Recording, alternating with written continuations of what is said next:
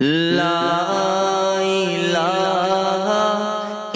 بسم الا اللہ الرحمن الرحیم۔ اللہ۔ اللہم صلی علی محمد وعلی آل محمد وبارک وسلم۔ السلام علیکم ورحمۃ اللہ وبرکاتہ۔ فیصل روحانی ٹی وی دیکھنے والے تمام سامعین کرام، امید کرتا ہوں آپ خیریت سے ہوں گے، اللہ پاک کی حفظ و امان میں ہوں گے۔ دوستو، آج ہر شخص کسی نہ کسی پریشانی میں مبتلا ہے، کسی نہ کسی ڈپریشن میں، ٹینشن میں مبتلا ہے۔ کوئی اولاد کی وجہ سے پریشان ہے، کوئی رشتوں کی بندش کی وجہ سے پریشان ہے، کوئی شادی کی وجہ سے پریشان ہے، نیز کے ہر کام میں رکاوٹ آ جاتی ہے، کوئی رزق کی بندش کی وجہ سے پریشان ہے، تنگ دستی سے پریشان ہے، کاروبار میں مندی ہے، کاروبار میں رکاوٹ ہے۔ ہر شخص کسی نہ کسی الجھن میں، پریشانی میں گھرا ہوا ہے، میاں بیوی کے جھگڑے ہیں، اختلافات ہیں۔ ان تمام پریشانیوں کا حل صرف اللہ کے ذکر میں ہے۔ اسی طرح کے ایک وظیفہ ہم آپ کی خدمت میں لے کر پیش ہوئے ہیں، وہ ہے تیسرے کلمے کا وظیفہ، جس کو کر کے آپ ان پریشانیوں کو دور کر سکتے ہیں، اس کے ساتھ ساتھ اللہ کی رحمتیں اور برکتیں بھی حاصل کر سکتے ہیں۔ بہت ہی آسان وظیفہ ہے، ہم آپ کو اس ویڈیو میں بتائیں گے، لیکن اس سے پہلے ہم آپ کو یہ بتائیں گے کہ یہ تیسرے کلمے کی فضیلت بھی بتائیں گے، اور یہ تیسرا کلمہ ہم تک پہنچا کیسے، اس کی ہسٹری کیا ہے پیچھے۔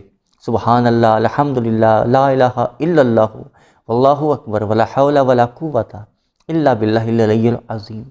دوستو، یہ 5 تسبیحات ہیں، یہ 5 تسبیحات ہیں دوستو۔ سبحان اللہ، الحمدللہ، لا الہ الا اللہ، کلمے کا جز بھی اس میں شامل ہے، واللہ اکبر، لا حول ولا قوت الا باللہ العلی العظیم، اور 5 کے 5 طاقتور کلمات ہیں دوستو۔ سب سے پہلے ہم آپ کو تیسرے کلمے کی ہسٹری بتاتے ہیں۔ حضرت جبریل علیہ السلام نبی پاک صلی اللہ علیہ وسلم کی بارگاہ میں حاضر ہوئے اور عرض کرنے لگے کہ جب اللہ پاک نے عرش بنایا تو عرش بنا کے فرشتوں کو حکم دیا عرش کو اٹھانے کے لیے، تو فرشتوں میں طاقت نہ تھی کہ عرش کو اٹھا سکتے۔ اللہ پاک نے حکم دیا سبحان اللہ پڑھنے کو، فرشتوں نے سبحان اللہ پڑھا تو عرش کو اٹھانے میں آسانی پیدا ہوگی۔ فرشتوں نے اپنی تسبیحات میں سبحان اللہ کو لازم پکڑ لیا اور سبحان اللہ کی تسبیح کرنے لگ گئے۔ جب حضرت آدم علیہ السلام کو پیدا کیا گیا تو حضرت آدم علیہ السلام میں جب اللہ پاک نے روح پھونکی، حضرت آدم علیہ السلام کو چھینک آئی، تو حضرت آدم علیہ السلام نے الحمدللہ بولا، تو فرشتوں نے سبحان اللہ کے ساتھ الحمدللہ کو بھی شامل کر لیا۔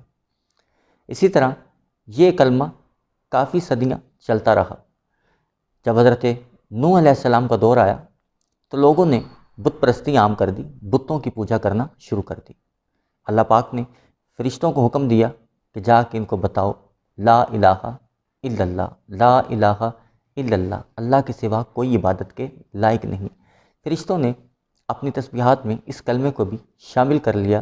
اس طرح یہ بہت خوبصورت کلمہ بن گیا، سبحان اللہ، الحمدللہ، لا الہ الا اللہ۔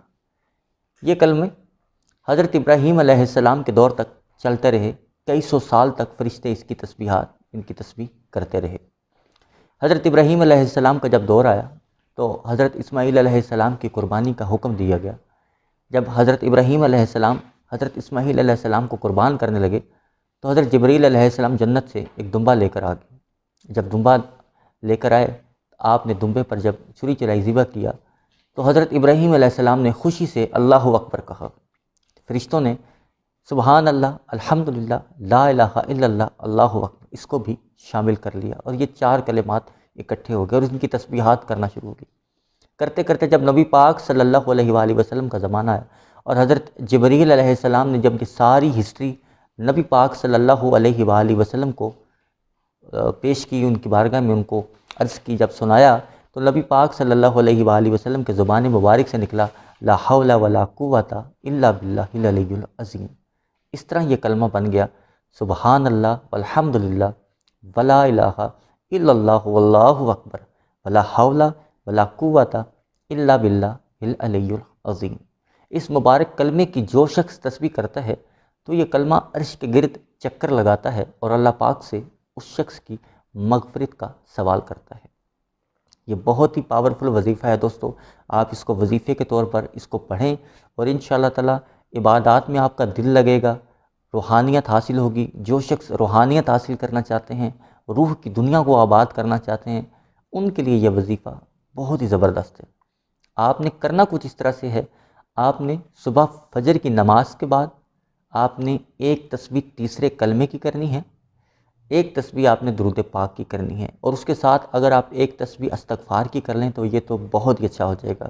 ایک تسبیح تیسرا کلمہ، ایک تسبیح درود پاک چھوٹا، کوئی سا بھی درود پاک، اللہم صلی علی محمد و علی آل محمد، یہ پڑھ سکتے ہیں۔ اس کے ساتھ استغفار، استغفر اللہ ربی من کل ذنب و اتوب الیہ، یہ استغفار آپ پڑھیں۔ یہ 3 تسبیحات آپ صبح کریں۔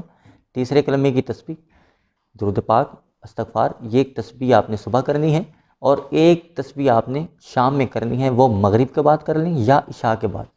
صبح شام آپ نے تیسرے کلمے کی ایک تسبیح کرنی ہے، اور اس کے ساتھ درود پاک اور استغفار کو شامل کر لیں۔ انشاءاللہ تعالیٰ عبادات کی طرف جائیں گے، رکاوٹیں ختم ہو جائیں گی، رشتوں کی بندش ختم ہو جائے گی، رزق کی تنگی ختم ہو جائے گی، رحمتیں برکتیں حاصل ہوں گی، جادو جنات کوئی مسئلہ ہوگا ختم ہو جائے گا، انشاءاللہ جھگڑے ختم ہو جائیں گے، نفرت پیار میں بدل جائے گی، اور اللہ کی محبت حاصل ہوگی، اللہ کی معرفت حاصل ہوگی۔ اور اس کے ساتھ ساتھ باوضو رہیں، 5 وقت کی نماز کی پابندی کریں۔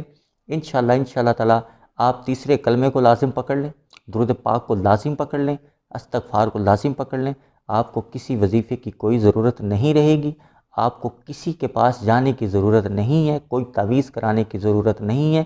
سب سے پاورفل آپ کو یہ وظیفہ بتا دیے ہے۔ ان وظیفے کو، یہ تیسرا کلمہ ہے، اس کو اپنا معمول بنا لیں۔ ویسے بھی تو ہم لوگ ہر فرض نماز کے بعد تسبیح فاطمہ پڑھتے ہیں، سبحان اللہ، الحمدللہ، اللہ اکبر، تو یہ تیسرا کلمہ ہے، اسی کا جز ہے دوستو، اسی میں سے ہے۔ آپ اس تیسرے کلمے کی تسبیح کریں، اور لا حول ولا قوت الا باللہ العلی العظیم، یہ تو جنت کے خزانوں میں سے خزانہ ہے، یہ تو 99 بیماریوں کی شفا ہے دوستو، 99 بیماریوں کا علاج اس کلمے میں ہے دوستو، اور آپ اتنا بڑا کلمہ پڑھ رہے ہیں، بہت ہی آسان اور بہت میزان پہ بہت وزنی کلمہ ہے دوستو یہ، سبحان اللہ والحمدللہ ولا الہ الا اللہ واللہ اکبر ولا حول ولا قوت الا باللہ العلی العظیم۔